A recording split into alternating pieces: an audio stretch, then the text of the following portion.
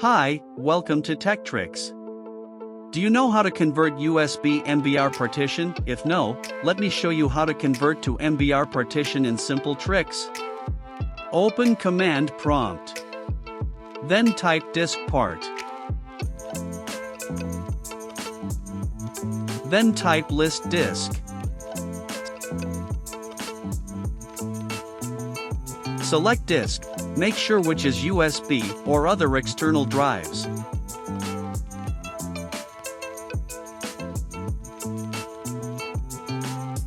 Type clean, and after that type Convert MBR.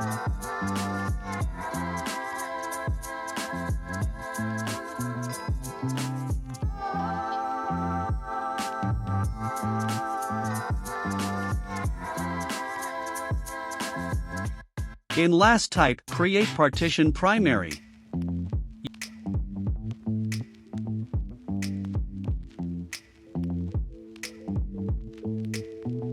Your device is successfully converted in MBR partition. For more videos, please do like, share and subscribe.